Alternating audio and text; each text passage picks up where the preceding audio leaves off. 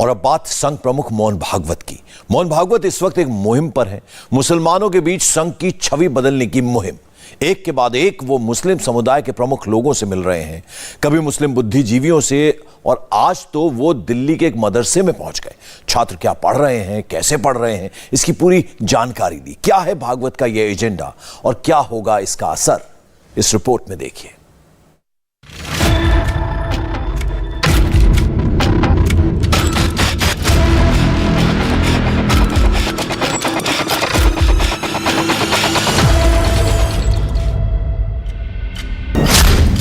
संघ प्रमुख का राष्ट्र जोड़ो अभियान जारी है।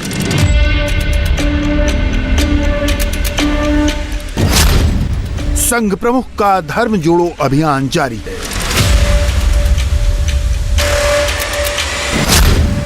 भागवत की सर्व धर्म समभाव मुहिम जारी है।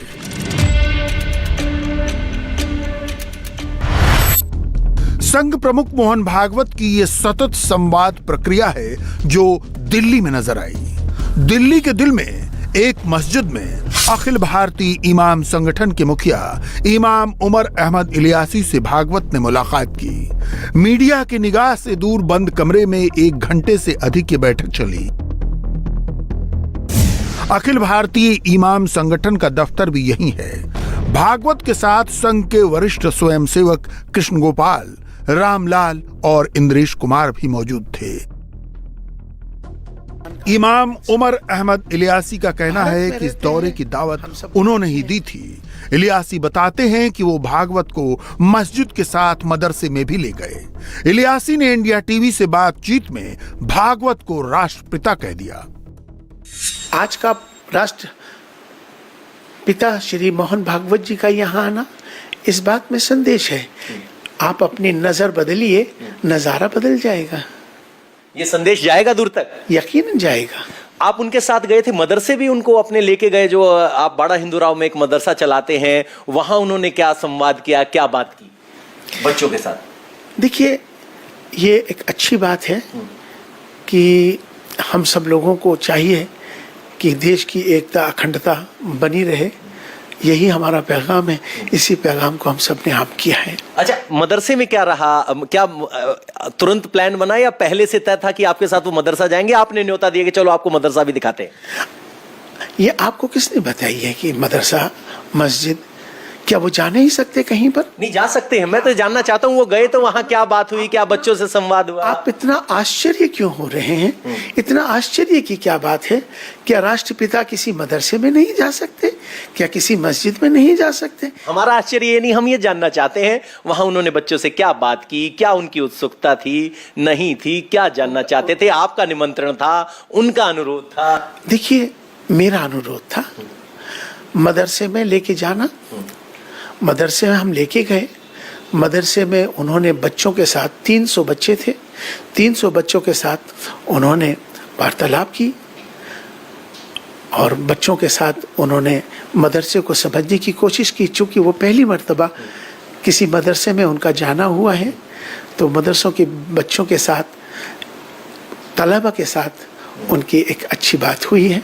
मुझे लगता है कि एक संदेश, और वो जो बच्चे, जो उन्होंने जो अपना मार्गदर्शन दिया है, उन बच्चों के लिए भी एक अच्छा पैगाम होगा आने वाले वक्त में।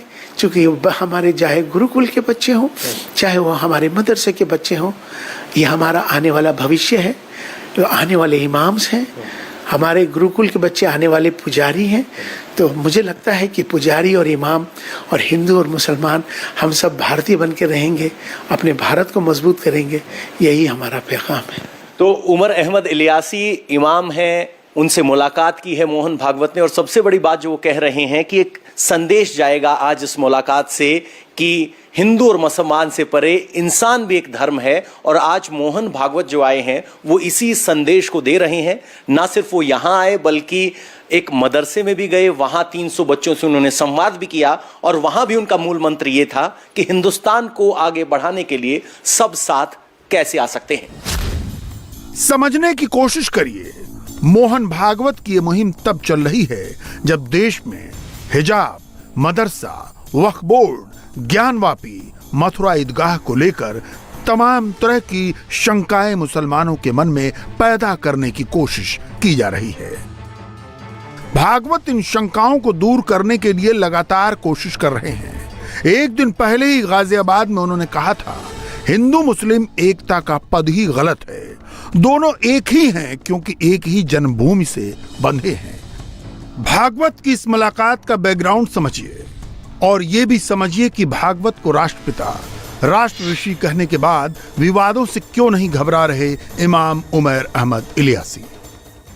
लेकिन आपने देखा कि मोहन भागवत जी और आरएसएस की जो छवि बनाई जाती है वो बनाई जाती है कि ये तो मुस्लिम विरोधी विचारधारा है, ये मुसलमानों को टारगेट करने वाली ऑर्गेनाइजेशन है, और आप उनको कह रहे हैं राष्ट्रपिता और राष्ट्र ऋषि।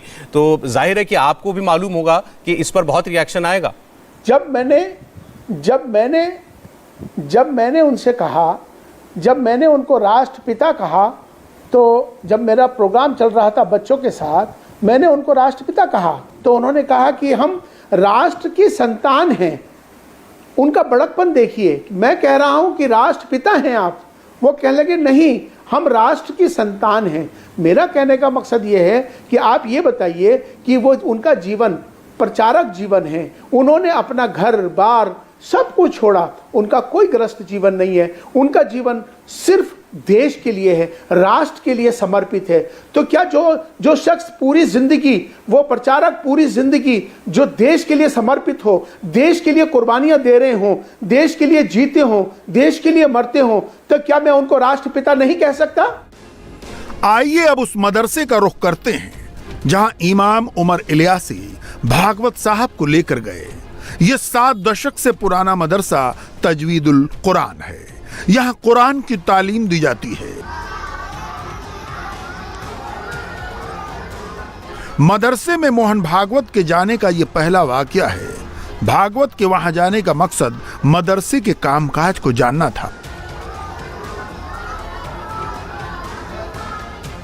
मगर उनके जाने के बाद क्या हुआ यह जानना भी दिलचस्प है। हम इस मदरसे के अंदर संस्कृत, क्योंकि हिंदुस्तान की नॉलेज सबसे ज़्यादा उसी में है, तो संस्कृत और हिंदी हम सबको जोड़ती है, और अपनी अपनी मातृभाषा, तो इसको पढ़ाएंगे। और गीता ऐसा ज्ञान ग्रंथ है जो इंसान में इंसानियत देता है, तो उसकी भी शिक्षा देंगे। फिर वहाँ पर हमने और कुछ जयकारे लगवाए, सिंपल एक छोटा सा जुमला कह लो आप, जो कहना है कि मादरे वतन के बारे में।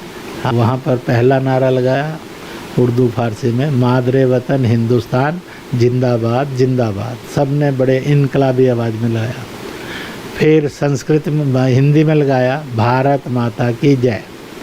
फिर अंग्रेजी में लगवाया love and salute to mother India mother India. फिर संस्कृत में लगाया वंदे मातरम। फिर हिंदुस्तानी में लगाया, पटेल ने एक हिंद किया, सुभाष ने जय हिंद कहा, तो एक हिंद जय हिंद जय हिंद।